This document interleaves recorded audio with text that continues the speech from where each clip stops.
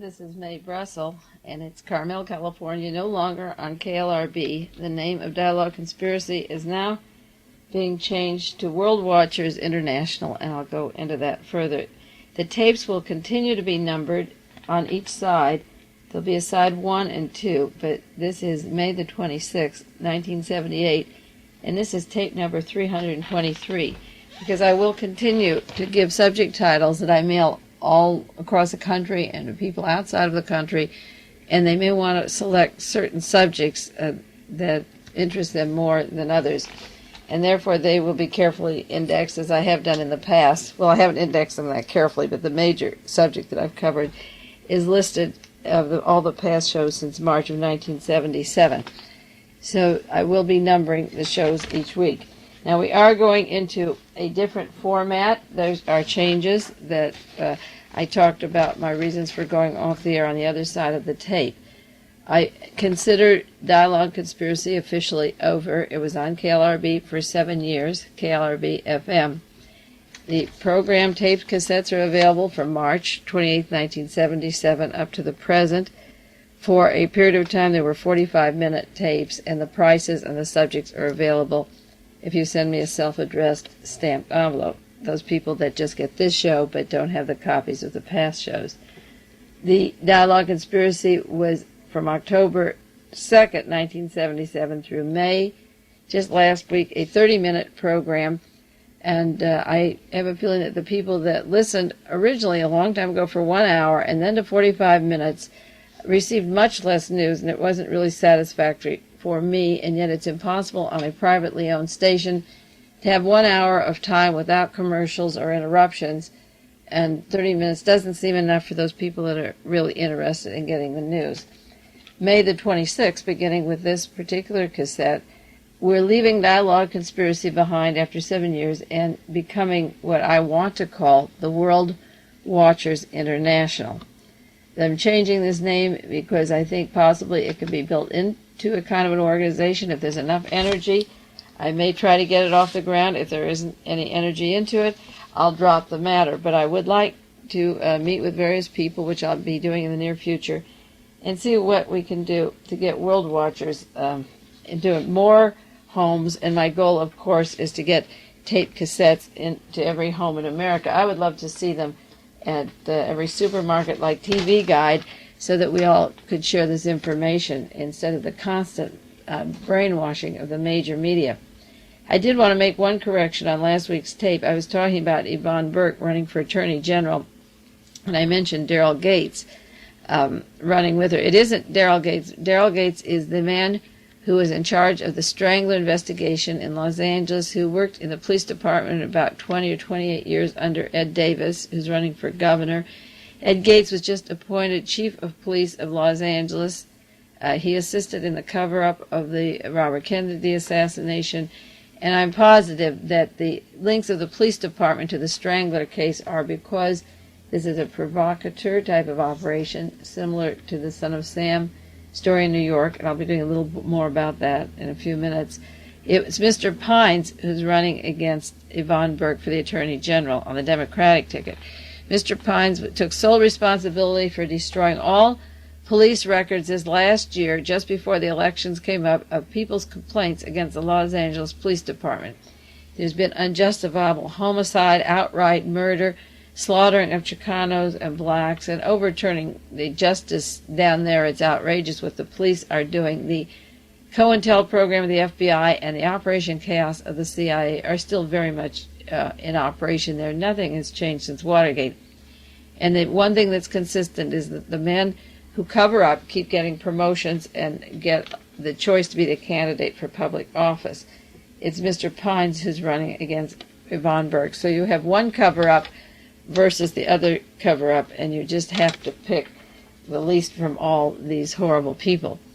One of the things I mentioned last week was that I appreciate the fact that the people who take this tape cassette series regularly have more energy. They seem to put more interest into writing. I get constant letters for material and information, and these people also bring back information to me and mail it to me, and there seems to be an ability to play the tapes over and concentrate on them.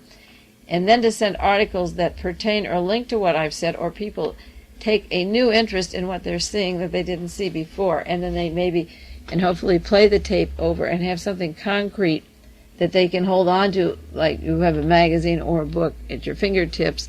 The tape cassette listeners do have that kind of energy, which I appreciate and which is needed at this time. There is a listener in Minneapolis, St. Paul, Minnesota, rather, who sent me a book a while back. She sends me constantly books and magazines. Marge is her first name. She had sent me articles and clippings and large files of information and assimilates this material like many of you have been doing before I even knew you, but are doing it even more so now. And she sent me a book which I didn't read carefully. I had it. I didn't read every single word of it.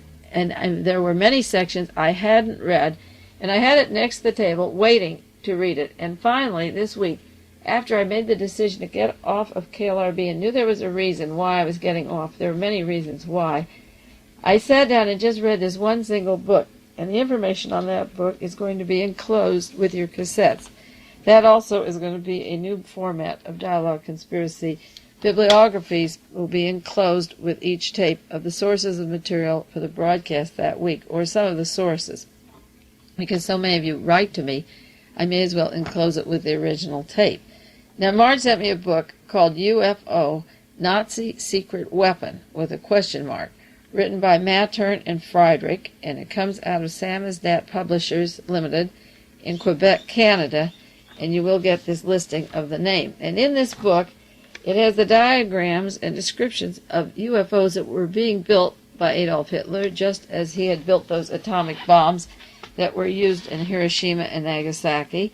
Adolf Hitler was working on the UFOs, and it seemed that they could be a very useful weapon, and it was one of the many exchanges that the German Nazis could use as barter for being allowed to leave the country.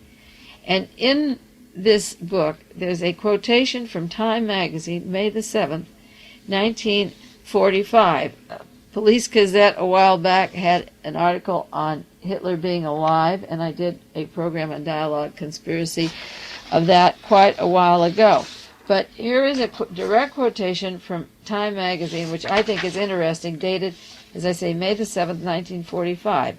It alleges that a grocer by the name of August Wilhelm Bartholdy, in quotes, whose face was his misfortune, looked like the Fuhrer. Grocer Bartholdy had been carefully coached and combed, then sent to Berlin to die in the barricades.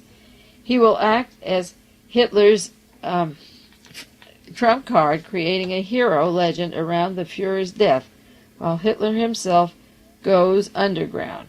To fasten the hoax on posterity, photographic reporter for the Reich, Heinrich Hoffmann, would be on hand to film Hitler's last moment on the battlefield.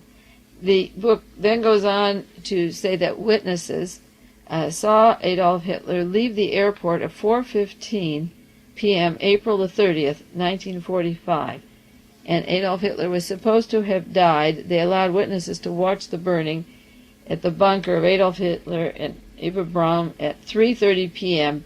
April the 30th. So 45 minutes later, Hitler was taken to an airport to Norway. He was taken then to Denmark, first flown to Denmark, then to Norway, and then taken to Antarctica. The allegations are that Admiral Byrd located the secret base, Hitler's Shangri-La. In this book also, there's a very important connection that I think has to be exposed. On page 86, it talks about Operation Bernhardt. And I'm very excited about this material because I think all the missing pieces of explaining what's been going on in the world will be put together when we demand that the government break open this as well as many of the other hoaxes which are linked. Operation Bernhardt, according to these authors, was the code name used for Nazis to continue forging money at the close of World War II. They went into Dachau and Auschwitz and used Jewish men who had been familiar with counterfeiting money, but what they did was they printed the actual German money itself, or got the American and English money, so that the government was behind the counterfeiting. And they set up counterfeiting centers for American dollars and British pounds, and they were taken to Switzerland's largest banks and kept there for identification and were identified as being genuine. Then millions and millions of dollars were printed, and the entire Reichsbank treasury, all of Germany's reserves, was emptied out, as well as the printed money that was coming, and this could be used to fund World War III or the 1,000-Year Reich that Adolf Hitler talked about. The World Monetary Fund headquarters in Basel, Switzerland, was missing $15 billion. This $15 billion was in circulation, and there was no reason for it to exist.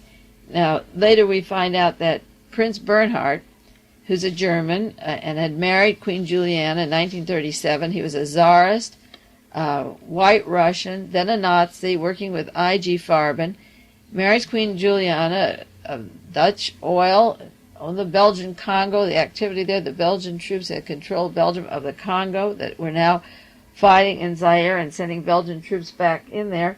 This Bernhard had a mysterious background, and I have bibliography here for you of some articles about Bernhard, and you might go to the library and look them up. And I think that the Bilderberger Society that was formed in 1954 has been identified as the source of selection of our presidents or vice president, that the Bilderberger was formed by international bankers and people in the oil and mineral industries to decide what happened to all the various countries of the world. The banking firms are the nations. The nation didn't matter after World War I, and the nation doesn't matter anymore. And I think Operation Bernhard is a very good name for allowing these billions and billions of dollars to flow all over the world, and would explain why Greece went Nazi, Chile's Nazi, Brazil's Nazi, Argentine. Dialogue Conspiracy has simply been a running commentary on the Nazification of the world, and I think the two pieces of the puzzle came to me this week when I sat back and decided to put Dialogue Conspiracy away in its form, and hopefully now for the grand push, after 15 years of research, 7 years on the air, hopefully to get people together to ask some hard questions about what's going on in the world. So enclosed with this tape cassette will be the bibliography and information of the book, UFO, Nazi Secret Weapon. And of course, again, it brings up the whole subject of UFOs, which I won't go into on this program. But I think that we should very seriously begin to organize if you have the energy. If you don't have the energy, there's no way to do it. But I really am going to give a push to getting this information out and around the world. I have a slip of paper called World Watcher International that I'll be sending to various people. It says, listening to the tape cassettes is not enough. What are you going to do with this information? How can the facts be used? How many ways are there to disseminate this information? And then I wonder, just what is the last straw before you people have had enough? Last week I met with a woman here in Carmel Valley whose daughter was literally kidnapped and brainwashed by a $1 million international organization. We'll be talking about it on World Watchers, the new tapes. Her daughter works in a winery up in California, and we'll be identifying more. First, we're going to write to the public officials on why it's a tax-free federal state foundation. The leaders travel all over the world. They have headquarters all over the world and the United States. These people are similar to the secret society, the Thule Society that put Adolf Hitler in. The young people have left home. They give a tithe of their earnings, and they support this foundation, and they are listening to Bach, Beethoven, Mozart. They're preparing for when the world comes down that there will be this white Christian elitist group to take over, and they get books on literal brainwashing, and they're bound with covers of Degas, Renoir, and classical paintings. They have discussions, and their behavior is controlled, and there's nothing that she can do except to investigate the organization because her daughter has been there a long time and remains by it. I met yesterday with another woman, and we'll be doing a show on that soon, who told me the story of her farm. She has some property that's been in the family 100 years. She lives down near Camp Roberts in San Luis Obispo. She's 10 miles away from Atascadero, which is a California mental hospital for electrode and private doctor experimentation on people. This woman was on her farm in 1963, and airplanes came over and sprayed, and without their asking for it or wanting it, a Hull company here in nearby area, near the Salinas area, sent over airplanes and sprayed her property, and her husband was on the land that day, and 4 chickens died immediately, and she took off his clothing and washed his hair, and her neighbors were there and a sister-in-law, and a short time later her husband was taken to University of California, and died of cancer. Shortly after that, she had a breast remover and has cancer. Her neighbor's husband has cancer and died. The wife moved to Oregon just this last year and has a brain tumor and cancer. Her sister-in-law has cancer. She was told they sprayed with a chemical called 2,4-D. She's been to the grand jury. She went to an attorney who represented Hull Company. I happen to know the attorney.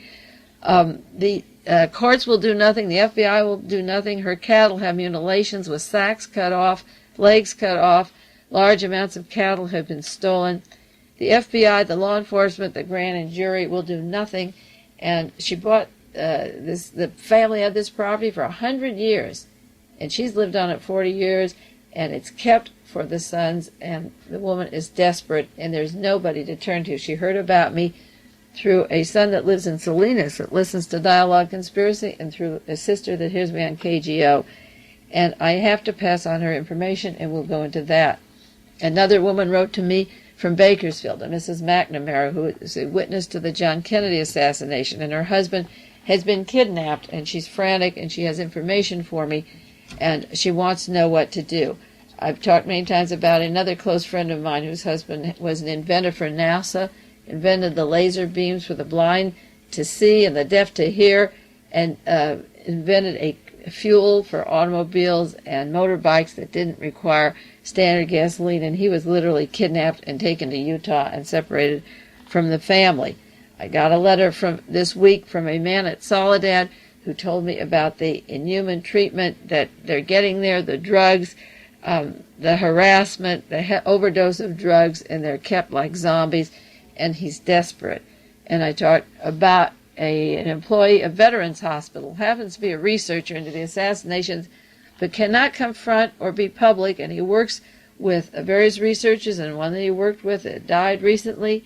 He works at the Veterans Hospital and said the reason that the certain hospitals in California can say that they're not linked to the CIA mind control is that they send their cases to trailers, and they're doing experimentations right under his nose in the Veterans Hospital. So while he works on who killed a candidate for President of the United States or who killed the President of the United States, on the one hand, he has to be quiet because he's a federal employee and can't speak up about what he's seeing, identical to people at Dachau and Auschwitz who saw these things happening and couldn't speak up. I gave a rundown last week or the week before in Dialogue Conspiracy of things that were happening to me personally, to people around me who are dying or being touched or hurt. But these are people just in 1 week who have brought me sources of information about brainwashing, spraying, and cancer on land. And if the cattle are eating this off this land that's been sprayed and are carrying cancer, similar to the cases in Michigan, you're going to eat that cattle. You're going to buy it, and this fatal spray is going to come right into your systems. And that's why we have to do something all together, and we have to get it together in some way of discussion groups. As I said before, maybe starting groups, World Watchers in your home of 10 people or 8 people or 5 in pockets of wherever these tapes go. Because what I'm talking about my experiences this last week with the kidnapped daughter and investigating at the spring in the camp, the prisoner at Soledad, the mind control at the Veterans Hospital, the inventor that was kidnapped, the witnesses that are kidnapped, this information cannot be handled in a half hour a week. That's why it takes an hour a week to go in depth, and it takes time between you and me to share this information. Now, I took the cattle mutilation story that Mrs. Rose gave me and already wrote to Mr. Adams in Paris, Texas, and Ed Sanders in Woodstock, New York, who have newsletters on cattle mutilations, and I'm going to devote time to people who take the tapes to disseminate what they send to me, and it's going to be what I call Dialogue Conspiracy was two or more people going back and forth sharing material with each other. But now World Watchers will be even more active, and I keep track of who's doing research around the country, and hopefully we'll get out a newsletter and a printout for you as time goes on. Maybe in the fall, I'm hoping to get that started in conjunction with the tapes, or get the tapes printed out and just mailed out and printed for.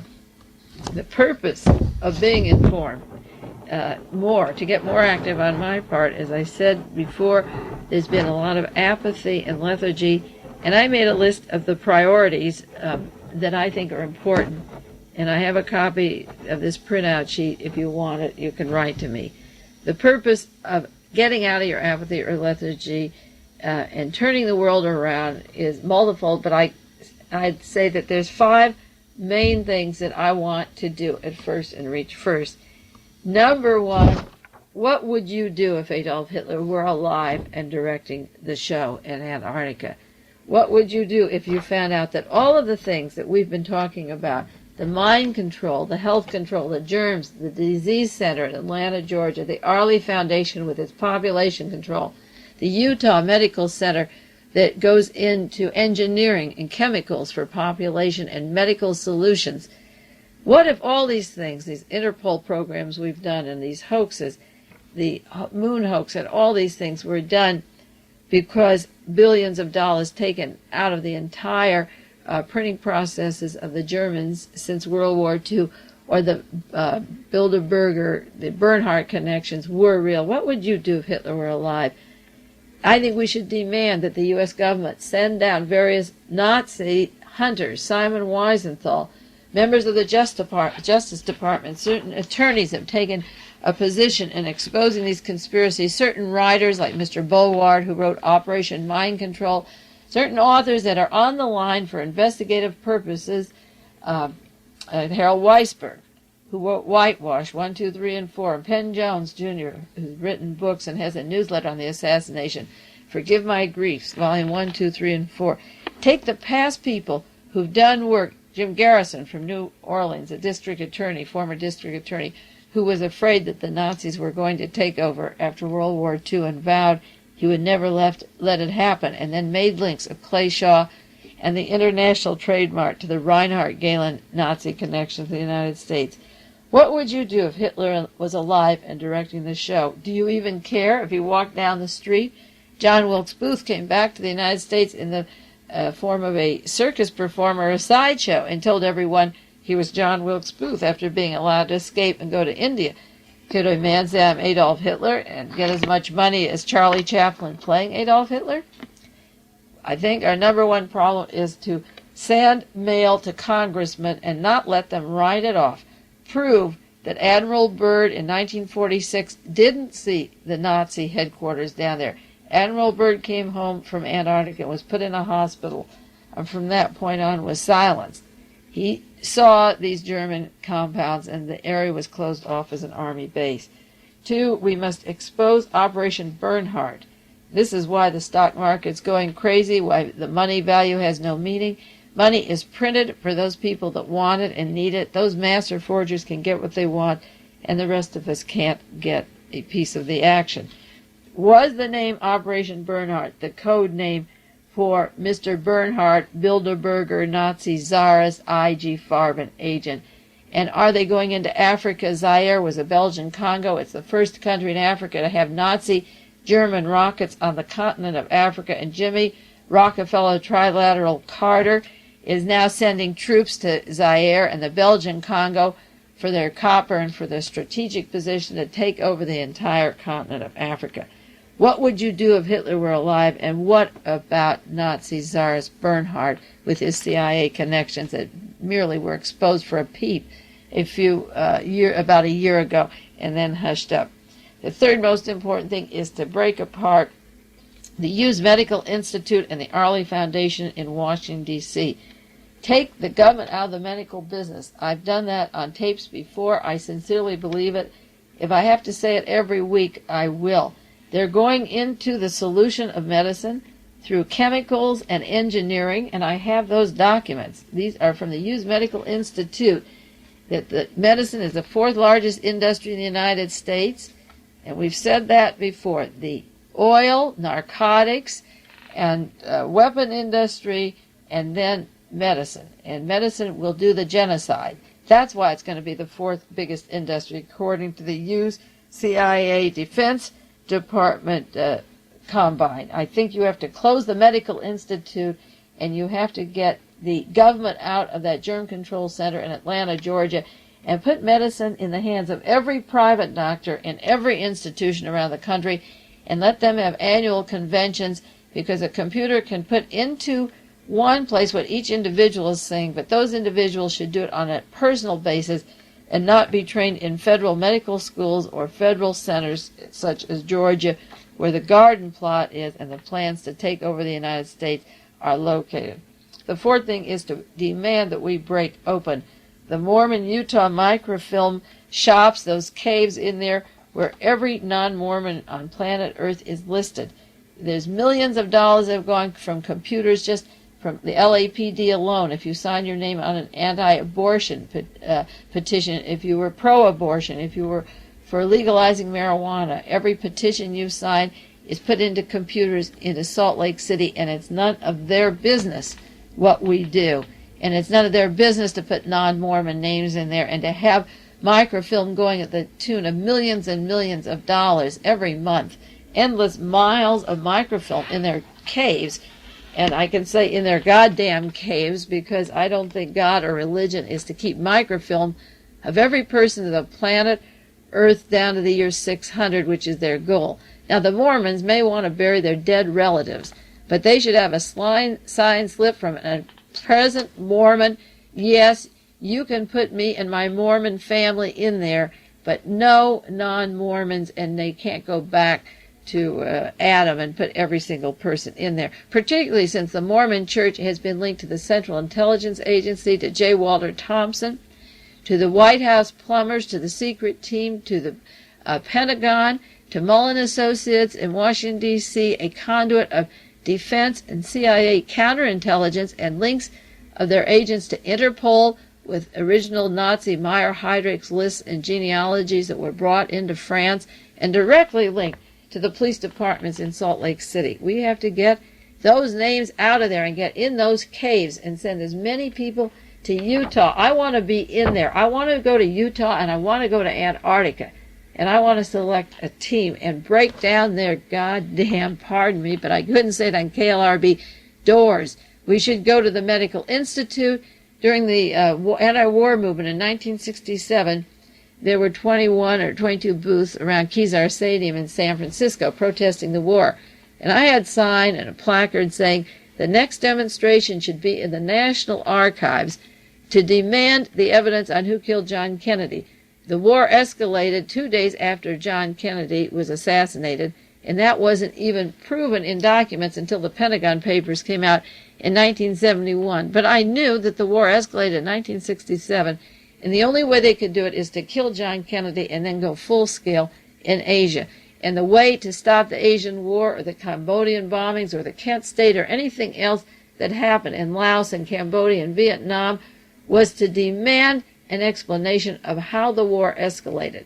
The Gulf of Tonkin incident, and it went on, a provocateur type of thing, which the parties involved admit was misinformation. In quotes, the press secretary said on radio TV last week, the president didn't have the right information. How come President Johnson didn't have the right information of how we got into war when Mae Brussell had it in Carmel, California, and he has a budget of billions of dollars for espionage, and I don't have any budget like that at all. I think the last thing after opening the Mormon archives is to demand that every congressional member paid by Howard Hughes organization, the Korean CIA, the Greek, Iranian lobbyists, be exposed and stop the hoaxes of history. The main hoaxes of history being, for example, that Lee Harvey Oswald never fired a gun at John Kennedy, Sirhan Sirhan never got any bullets into Senator Robert Kennedy, James Earl Ray didn't shoot a weapon at Reverend Martin Luther King. The House Select Committee on Assassinations is a CIA mafia cover-up. Robert Blakey and the House members are a total fraud. They're an insult to researchers' intelligence. And these are my goals, to help people see that these things should be done. There should be organizations among college students, among neighbors, among people who care. They affect our news as it's told truthfully or untruthfully. It affects our minds, whether we're going to be carted off by their chemical engineering population studies, whether they're going to induce cancer in our food. How far will they go? How far have they come? And I will be continuing next week. A tape will go out every Friday, 1-hour tape. This is Mae Brussell in Carmel, California. We'll continue the news, and I hope that the new format is satisfactory for those that take it. And those who have not heard the programs before, you can order all the past shows, and of course you can subscribe into the future. And until next week, this is Mae Brussell. Your next tape will go out on June the 2nd. I didn't have time to go into Son of Sam, but I'll do it next week for sure, and the Wicker Man.